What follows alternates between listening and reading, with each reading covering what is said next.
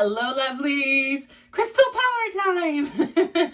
So crystals have so much power to them and there's so much healing that we get from them. But one of the biggest questions I get is, how do I cleanse my crystals? Or I'll get a call that 2 days after somebody acquired a crystal, it crumbles apart.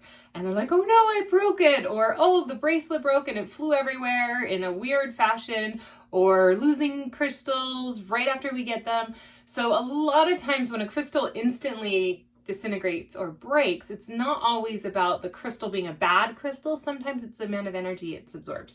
So you know when it's time to cleanse your crystal, when either you've just gotten it, if it was a purchase at a store or a gift from somebody else, it still has other people's energy infused on it. Think about how many times you would pick something up and you would like look at it and see if you wanted to buy it and then put it back. So it could have energy on it already just from being in the shop, let alone anybody that handled it in the process. It can also have the energy of the original wearer if it's something that's been passed down. You also know if it's to the point where, let's say you have a really intense day, sometimes right after an intense day it can absorb a lot of emotion. Or if you're in the healing industry, whether you're a doctor, nurse, or massage therapist, school teacher, where you're around a lot of people all the time, a lot of times things get absorbed. I mean, even thinking of like the cashiers at the grocery store and how many times they say, how is your day going? And then they respond with all these stories. Yeah, they have the potential to absorb a lot of emotion and a lot of energy. And so it's important to cleanse them regularly. So the easy cleanse that I'm going to share is one of my favorites for like an everyday cleanse. Now, all of these items are in the crystal cleansing kit, which I decided to do just to make it a little easy for you. So Dixie Rock and Fossil has supplied me with items to put in the kit. So if you would like one, please let me know. So this is a giant selenite slab. So if you have crystals that you're going to wear as jewelry, or if you need to cleanse something like just on a regular daily basis, or you're in a hurry, having slabs of selenite around are so convenient for that, because you can take it off or assemble it and you just pile it right on the selenite, let it sit there overnight, and in the morning it's cleansed and purified. If you have some really heavy stuff and you pick it up and you're like, ooh, that doesn't feel right, go ahead and leave it on a little bit longer. Selenite is a natural purification, and it helps to cleanse all of the excess energy. And it's one that you don't actually need to cleanse it necessarily. It does cleanse itself, but every once in a while it's good to give her a good dirt burying just to repurpose and recenter. Just like us humans, we need to be repurposed and recentered. Every crystal will go through its own natural lifespan. So if they tend to crumble or break or disappear or find their way to a new home, it's okay. It's not always that we did something wrong. Sometimes it's just their path and their journey. But for the most part, if we take care of them, then they like to stick around a little bit longer. So selenite is my first cheat. I don't like calling it a cheat, but it's very convenient because you can put any crystal on it and it can help cleanse it and support it and purify it. So you will find these around like every nightstand in every bedroom at my house and even in my office. I keep them everywhere because I never know when I'm going to feel like taking off my jewelry or even my rings, and I just plop them on a piece of that. You can put intentions with it. You can put specific crystals as a display with your selenite, whatever you choose. So when it comes to doing the deep cleansing of crystals, or when it's the first time you've acquired a crystal, the best way to connect it is through the 4 elements. So air, earth, water, and fire. So these 4 elements encompass the full medicine wheel. It encompasses all the angles of our lives and all the facets of who we are. So it makes sense that the crystals would too. So when it comes to which crystals to use which way, I recommend asking yourself, well, where does the crystal come from? How is it formed? Is it formed deep in the earth? Is it formed in a bubble with a lot of air and room to spread out? That would be an air. Is it formed by the heat and pressure and fiery lava? Is it formed by being deep in the water and smoothed out, or under the ocean? So different crystals form in different ways, or water being present sometimes also can be water. So rather than giving a huge list, just tune into where the object comes from. That's the first one. The second thing to remember is some crystals are toxic if you ingest them. I saw a post not too long ago and somebody said to put tiger's eye in your water, and I was like, no, tiger's eye is toxic. Don't put it in your water. That and malachite, those are very toxic. Please do not put them in your bath with you. But it is important to know how to cleanse them, and cleansing them is not with water. You would pick a different element. So keeping note on those and what is healthy to cleanse and what is not healthy to cleanse will serve you very, very well. So if you're ever in doubt, you can always Google it, or you can tune in and ask the crystal how they would like to be cleansed. When in doubt, I always say gear towards the air element because it's less invasive and there's less of a chance of something else being infused onto it. So air is kind of our safety net for cleansing crystals. It's for the more delicate ones. And so I will be going over all of those though. So ready? Here we go. So in the kit, there's selenite. And then we're going to talk about the earth element. So this is the next thing. It's a coconut shell. Very fancy. The dirt's not included. You'll have to go find your own dirt and dig it up. And it's actually really good to dig up your dirt and put it in rather than potting soil, because potting soil can sometimes be moist. And so you want to make sure that it's very, very dry, because if you have a crystal that is sensitive to water and will dissolve in water and you put it in a moist dirt pile, it's gonna dissolve. So anything sandstone should never touch water. Selenite that I just showed, here, I'll just show you again in case you forgot, should never be in the water. It will dissolve. You will wake up and have a, if you think of like a sucked sucker, that's what it'll look like. Very smooth. It does take a while, but still it does move some off. Or if you feel like you need a deep cleanse and you need to put it in there to like hose it down, feel free. They're your crystals, but they might not be so happy about it. So the earth element crystals are typically like turquoise, like my ring here. This is an earth element. And so I could even take my ring every once in a while and I'll dig it in the dirt and I leave it in there. We'll just show you. So you'll take it and you'll place it inside the dirt. I know you're like, I'm watching a video to watch somebody put crap in dirt. Yeah, you are. So these are the crystals that are found deep within the earth. They're ones that are typically dug up in order to find.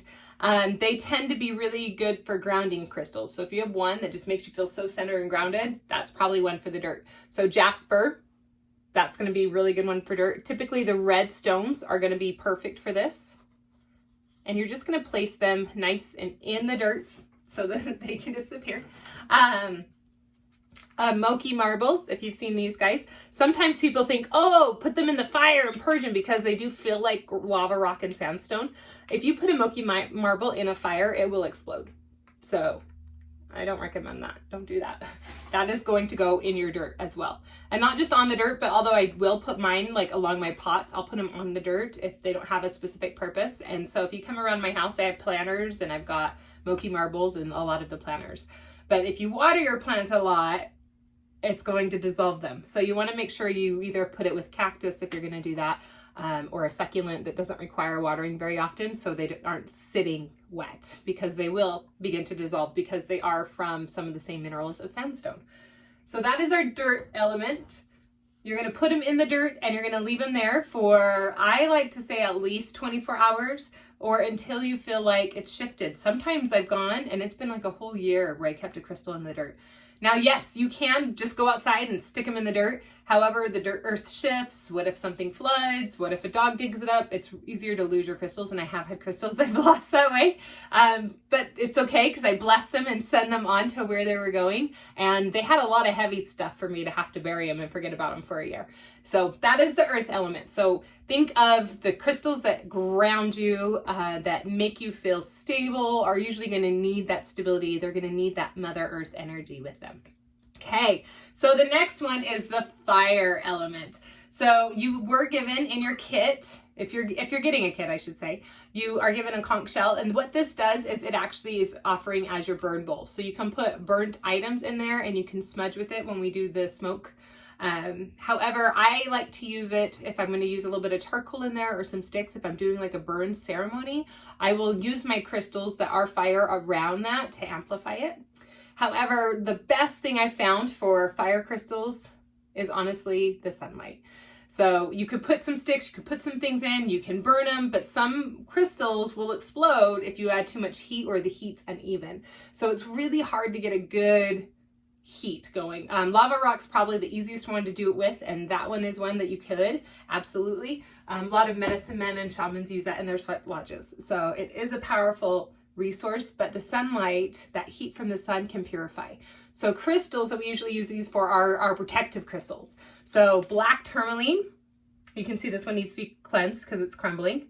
So this is like my ultimate favorite crystal on the planet.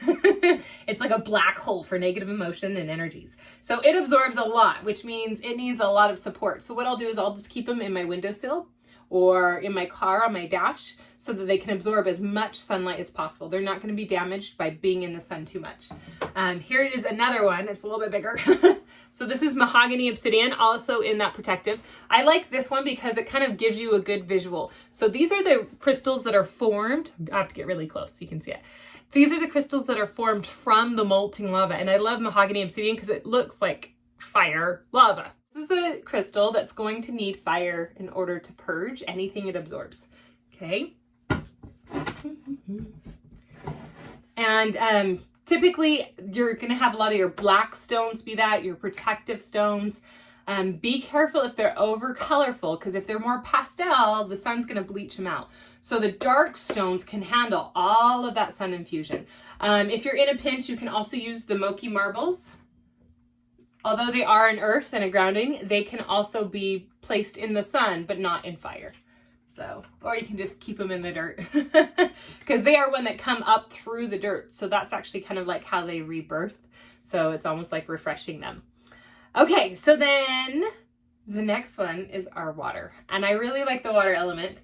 So these are crystals that are great to put in your bathtub with you because water helps them to flow, helps them to move. So they're usually very much movement crystals. And in this kit that I put together for the crystal healing, there's a singing bowl. And what you're going to do in order to cleanse your crystals is you're going to fill it with water. It's really cool. So here I have a singing bowl filled with water, and I have some examples of some crystals. So we have jade. Jade is one that loves the water. You can put it in your drink. You can put it on your body. You can lick it. I don't recommend licking it. So what you're going to do is you're going to create your cleansing ritual. So you take your singing bowl, you pour some water in it, and then you're going to put your crystal right in the water. Now, if you have big crystals, like my huge, massive ones that I can't put in this little bowl, you can put in a pool of water in the tub and use the singing bowl around it. But for smaller crystals, I like the idea of having them inside all-inclusive.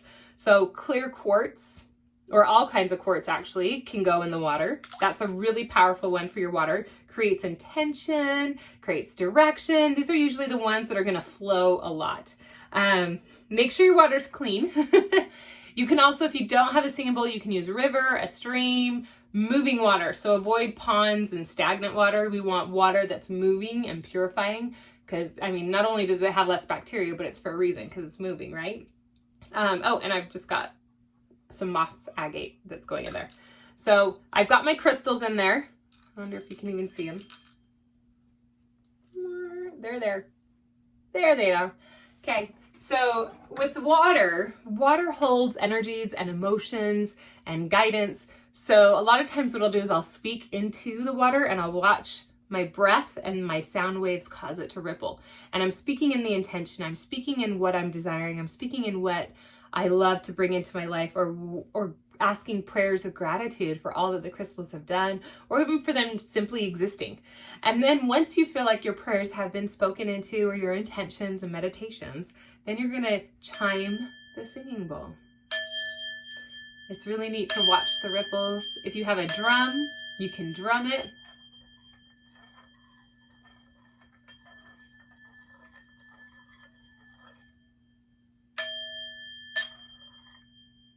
Okay, so you're going to play with your water, allow them to flow, allow them to hold on to that energy. If you have a water crystal, I like to keep them overnight again. Or if I'm doing a crystal grid, a lot of times I'll add water to my crystal grid. So that singing bowl is included in your kit if you want the kit. And if you feel like you want something amped up when it comes to your crystal singing bowl, you're going to chime it, play it, watch all the vibes go. But then if you want to add something, you can add in essential oils for intention, or essential oils that help with clarity and purification.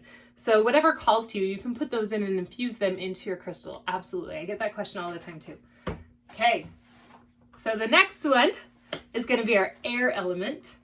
And so for the air element, these are going to be the crystals that are either toxic to get wet and still don't like to be dunked in dirt or sunlight, but also the ones that are more porous. So if you look at this crystal, you can see that it has a lot of color and a lot of little gaps and nooks and crannies.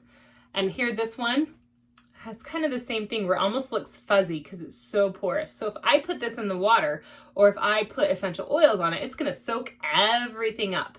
And so we want to make sure that we're not damaging our crystals by letting them soak everything up. But also you'll notice, for example, this fluorite, this one would love the sun, but if I put it in the sun will fade it. So I don't want to put it out in the sun. And tiger's eye, that shiny thing inside the tiger's eye, that's the poisonous part. So we don't want to do that either. So instead, we are going to smudge them. So in the kit, we have some sage and a feather. So the best way to do this is you can have one individual crystal, you burn your sage and you blow the smoke onto the crystal, making sure that you lift it up at some point and you sage underneath. The other option is using a basket or a colander and you put all of your crystals in it and then you smudge through the basket so that they can all get nice and cleansed. So that one's really great if you want to do a group, and if you're like me and you have lots of crystals to cleanse, smudging it all together is fantastic. You can also smudge with sage, you can smudge with sandalwood, you can smudge with pine, and you can even smudge with cedar to purify. But sage is the most common one, and it offers good smoke to like cover all the little pores. And so that's our air element because they tend to grow in a bubble of air, or what looks like air. So that helps us to remember how we want to use which crystals when. So the new moon is all about what we're inviting in, what we're pulling in, because there's an absence of everything. And so we hopefully release before the new moon, and then we're inviting in, we're calling in what we're creating. And as we call in what we're creating, we get to charge our crystals beforehand and then use them in crystal grids. So wax or waning moon, depending on which phase it is what you are on the peak of letting go of or in the peak of receiving. Then you have when the moon's a half moon, it's about duality and balance. And then the full moon is the surging forward and the fullest expression of the things. So the full moon's amazing to charge your crystals in, but you can charge them underneath different types of moon cycle depending on what you're trying to create. So it gets to be like this partnership, which I really, really, really love. And so hopefully a little bit of this helps you as you go forward using your crystals and you know how to use them better and how to cleanse them. They will stay with you longer and they'll be happier. But all of this, if you ever doubt or you wonder, what should I do? Just tune into your intuition, follow your gut, and maybe ask your crystals what they would like. So I love you. If you want a crystal cleansing kit, please let me know. I am doing pre-orders right now. They are $55, so you are welcome to just hit me up. Let me know if you want one and we'll get you one out. Love you guys.